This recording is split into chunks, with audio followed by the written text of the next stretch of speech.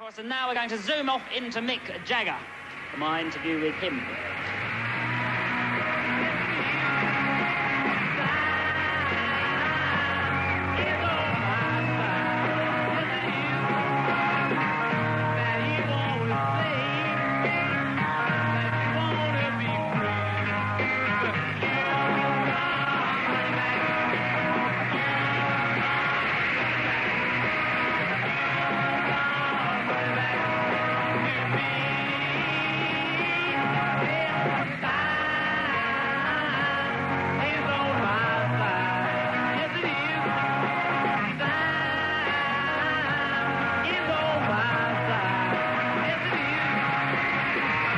Having been seen, say, in England, which actually is in and out of England, seen over the last 20 years the changes and stuff, and bearing in mind that you were, say, at the beginning of what was like a rebellious type lot.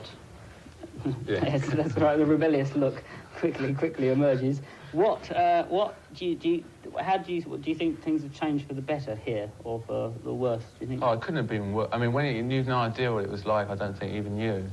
What it was like, even you know, but you know obviously a lot because you've been around. But I mean, it was impossible for a band to get. There was only 2 record companies for a start. There was EMI and Decca. That was it. There was no independents. There was no American record companies. There was no CBS. There was no street stuff, you know. And if you didn't get on EMI or Decca, you'd had it. And in most cases, that applied to everyone who was trying to do something new. They didn't want to give you a contract. It was like a tied-up little number they had going, you know. Each of them buying sort of 50% of the market. And so it's terrible, really. And a lot of bands just got these odd recording contracts with singles, and albums were just a collection of singles and fillers. And after people started making, you know, you made no money, the royalty rate was like 0. I mean, I can't remember exactly how much, but let's say of what a normal band starting on the first album would get, it would be a 20th in those days. And they were still making like a fortune, you know. I mean, EMI made a fortune out of the Beatles. Of course, the Beatles made a lot of money, but their royalty rate was nothing to what an unknown band would expect now, normal royalty rate.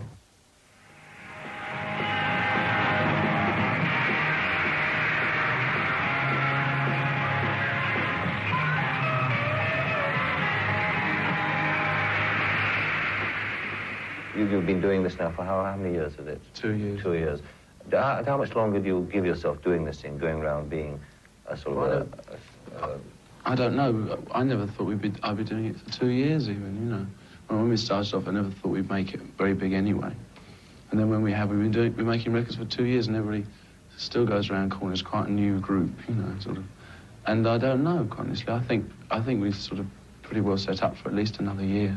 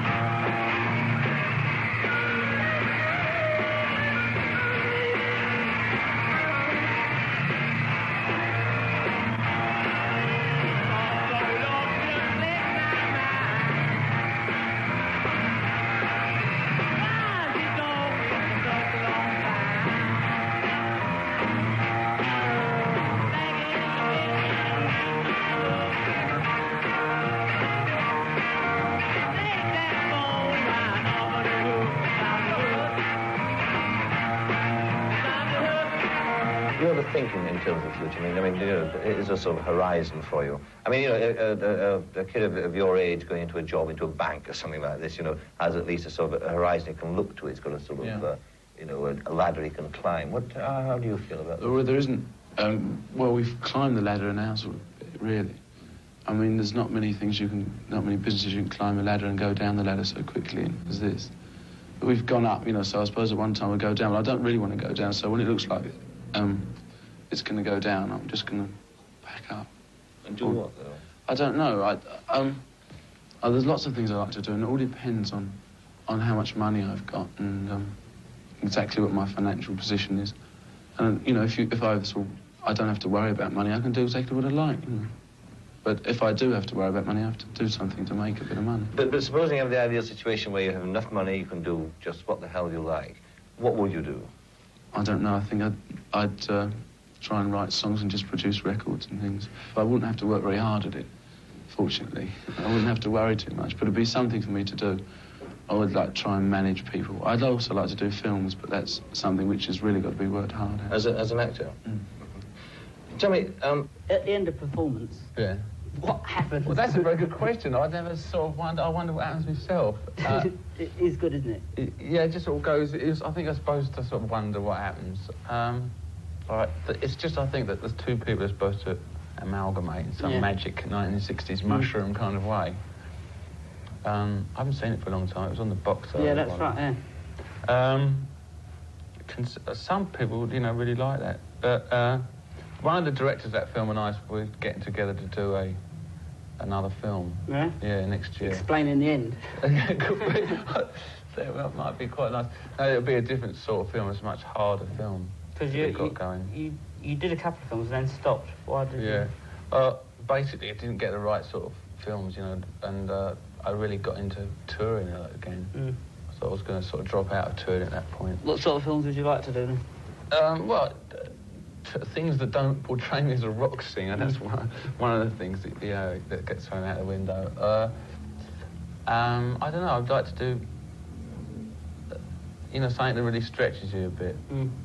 So this one's going to be good, but at the moment I'm playing a film director in this next epic, and so I don't know about whether I like the idea of playing a film director. Are you a nice bloke or a nasty bloke? Rather vicious. Yeah. But I've got a nice side, you know. Yeah, it comes out every now and again. Yeah, a sort of soft spot. Yeah, because I couldn't ever.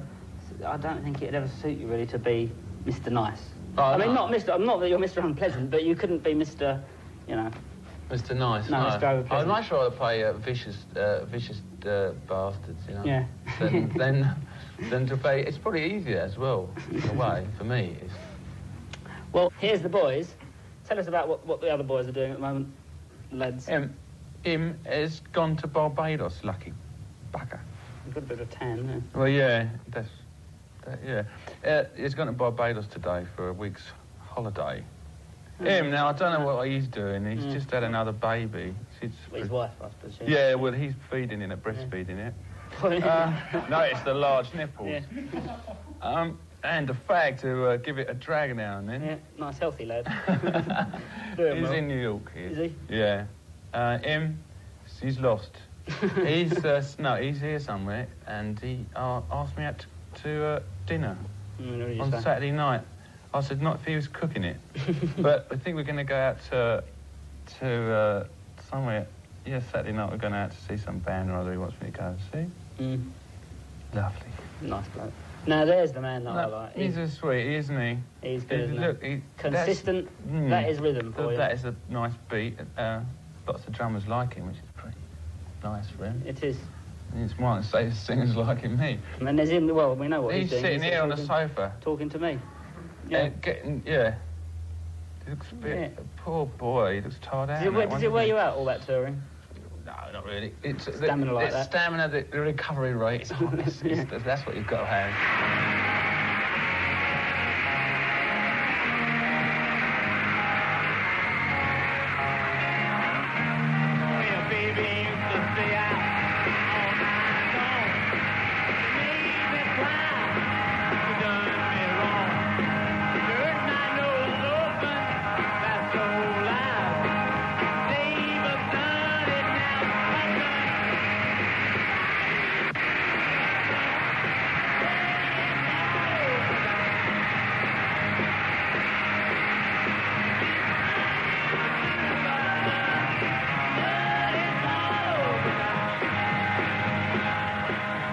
You weren't a band that had a big statement or a message for youth or anything like that. Do you think that would be a correct thing to say?